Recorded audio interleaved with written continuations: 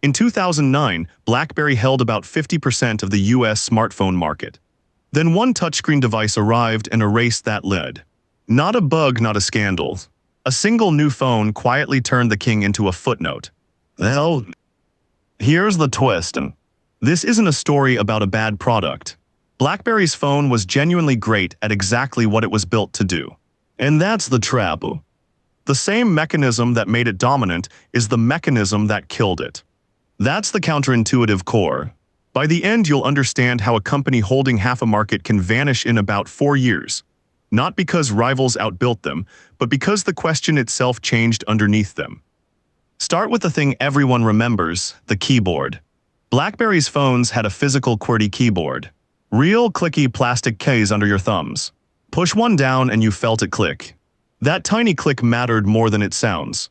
Your thumbs learned where every key sat. So you could type fast without ever looking down. Try that on glass and you're staring at the screen hunting. Now picture the world before 2007. A smartphone wasn't a pocket computer yet.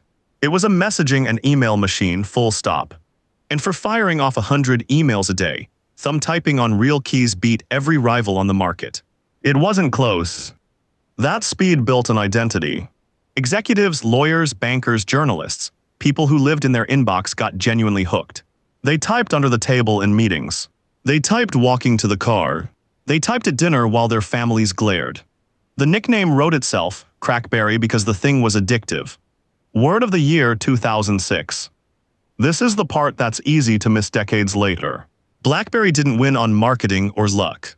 It won because it did one job. Get words out of your head and into someone's inbox faster than any competitor. That was the product.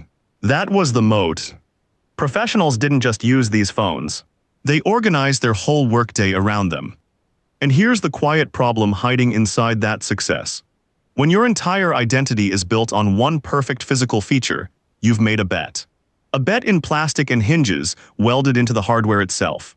That bet paid off enormously for years. But it also raised a harder question. One that only mattered once the rules changed. What happens when the feature everyone loves stops being the feature that matters? But the keyboard was only half the magic. Here's the part most people never saw. When you sent a BlackBerry message, it didn't just crawl across the open internet like everyone else's. It took a private road.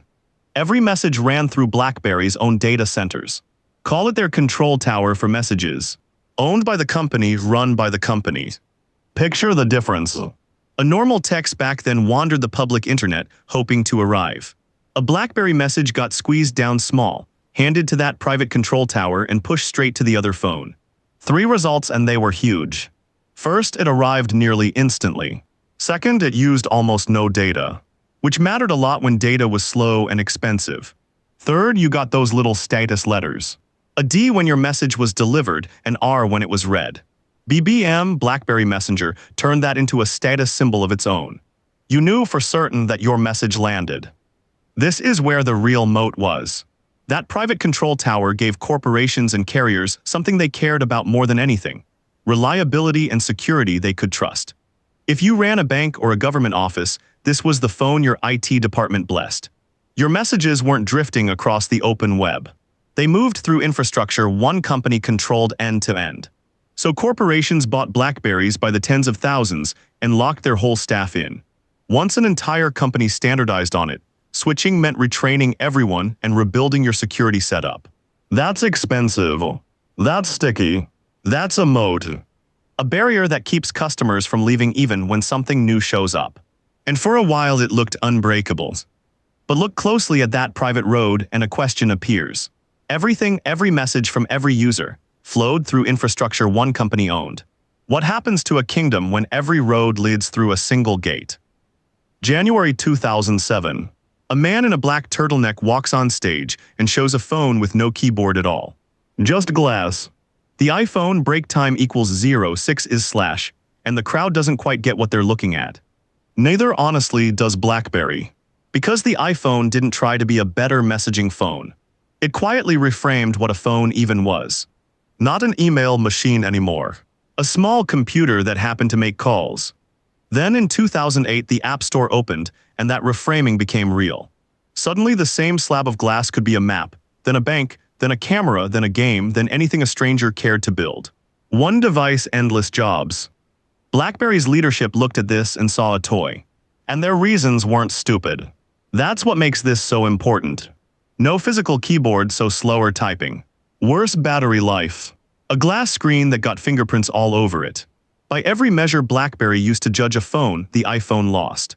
Here's the thing though. They were measuring the right phone by the wrong ruler. They asked, is this a better messaging device?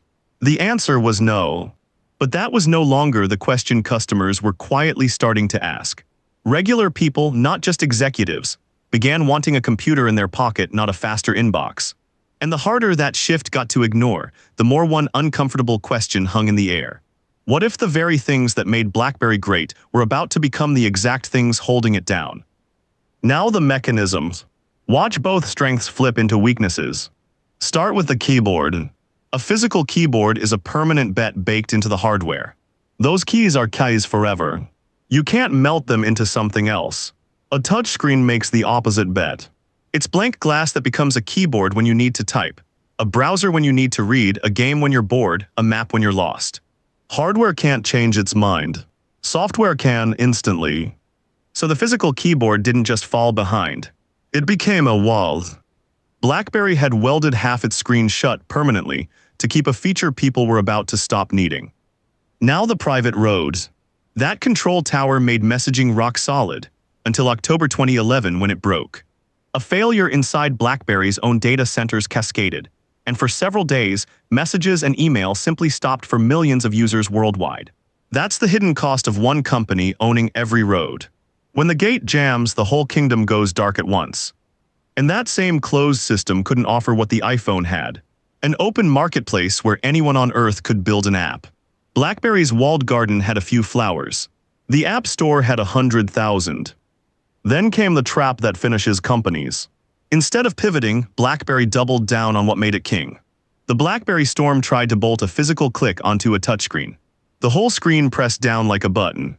Reviewers found it slow and frustrating. Years later, in 2013, they finally shipped BB10, a modern touch platform. It was genuinely decent. It was also years too late. The customers had already gone. This is the quiet horror of it. Every doubling down felt loyal, felt smart, felt like protecting the thing that built you. Each step was a reasonable defense of yesterday's strength. And each step walked them further from the only door still open. So here's the whole machine clicked together. In 2009, BlackBerry held about 50% of the US smartphone market. By 2013, it was near zero.